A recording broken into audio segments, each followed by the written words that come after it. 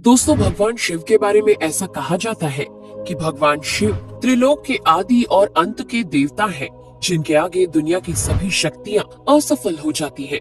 लेकिन क्या आपको मालूम है आखिर भगवान शिव का जन्म कैसे हुआ था?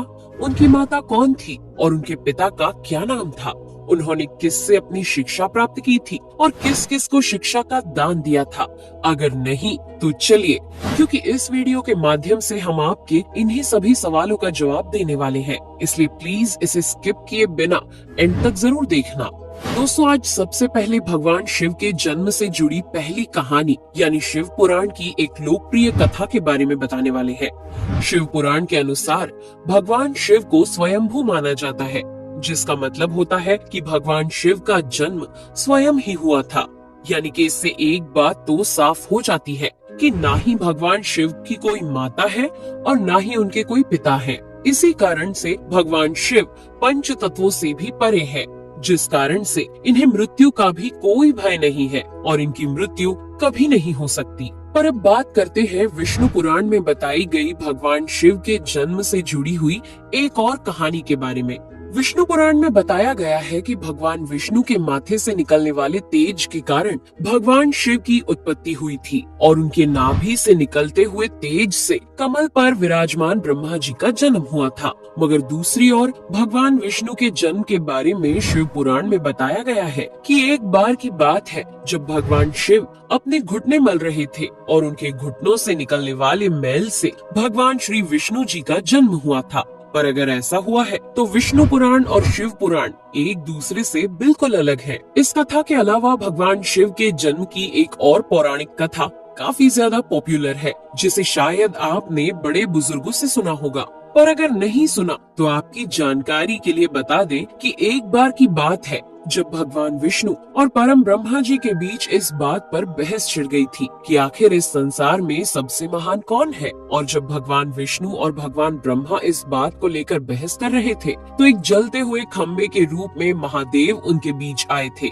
दोस्तों, वो दोनों इस रहस्य को नहीं समझ पाए और तभी अचानक से एक आवाज आई जिसने कहा कि जो भी इस खंबे का छोर ढूंढ लेगा वही सबसे महान कहलाएगा। ऐसा सुनते ही ब्रह्मा जी ने एक पक्षी का रूप लिया और खंबे का ऊपरी हिस्सा ढूंढने निकल गए। वहीं विष्णु जी ने वराह का रूप धारण किया और खंबे का अंत ढूंढने निकल गए। बहुत देर तक खोजने के बाद भी दोनों में से किसी को भी खंबे का छोर नहीं मिला और दोनों हार मानकर वापस आ गए। जिसके बाद भगवान शिव अपने असली रूप में आए और फिर भगवान विष्णु और ब्रह्मा जी ने ये मान लिया कि महादेव ही सबसे महान और शक्तिशाली है। इनसे बड़ी शक्ति इस दुनिया में कोई नहीं है। इसके साथ ही शिव पुराण में बताया गया खंबा इस बात को दर्शाता है कि ना ही भगवान शिव जन्मे थे और ना ही उनका कोई अंत है। और एक कारण तो यही है कि भगवान शिव को स्वयंभू कहा जाता है, यानी भगवान शिव का अंत है ही नहीं, वे अमर हैं।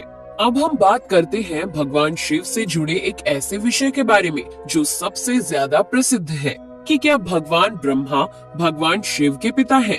जी हाँ, इनकी ये कहानी लोगों के बीच काफी प्रसिद्ध है। तो आपको बता दें कि आखिर किस प्रकार भगवान शिव ने ब्रह्मा पुत्र के रूप में जन्म लिया था। इसके पीछे विष्णु पुराण की एक पौराणिक कथा है, जिसके अनुसार जब धरती, आकाश, पाताल या कहें पूरा यूनिवर्स जलमग्न यानी पानी में डूबा हुआ था, तब भगवान विष्णु के अलावा कोई भी देव या प्राणी इस संसार में नहीं था। तब केवल विष्णु ही जल सतह पर अपने शेष नाग पर लेटे हुए नजर आ रहे थे। जिसके बाद उनकी नाभि से कमल की डंडी पर ब्रह्मा जी प्रकट हुए और जब भगवान ब्रह्मा और भगवान विष्णु इस यूनिवर्स से संबंधित बातें कर रहे थे तब भगवान शिव प्रकट हुए, जिसके बाद ब्रह्मा ने उन्हें पहचानने से इनकार कर दिया। इस कारण से भगवान शिव रूठ गए और उनके रूठ जाने के कारण भगवान विष्णु ने उन्हें दिव्य दृष्टि प्रदान कर ब्रह्मा जी को भगवान शिव की याद दिलाई। जिसके बाद भगवान ब्रह्मा को अपनी गलती का एहसास हुआ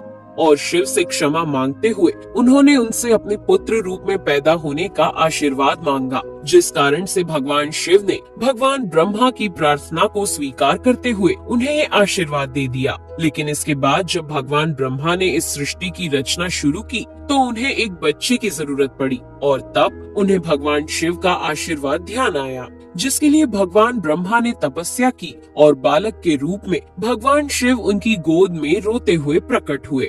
आपको बता दें कि ये भगवान शिव का एकमात्र बाल रूप है।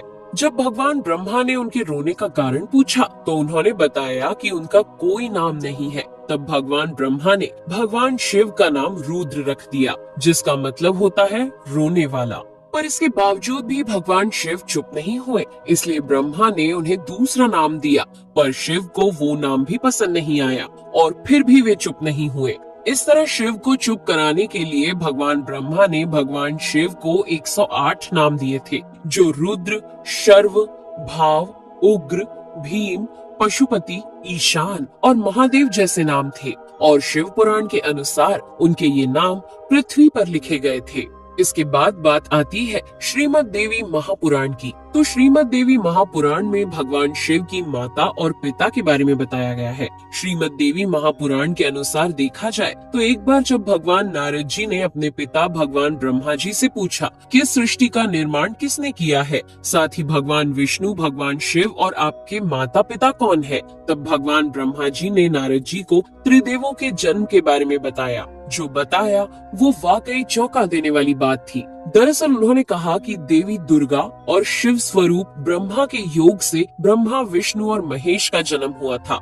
यानी प्रकृति का रूप लिए माँ दुर्गा ही हम तीनों की माता है और ब्रह्मा यानी काल सदाशिव हमारे पिता है।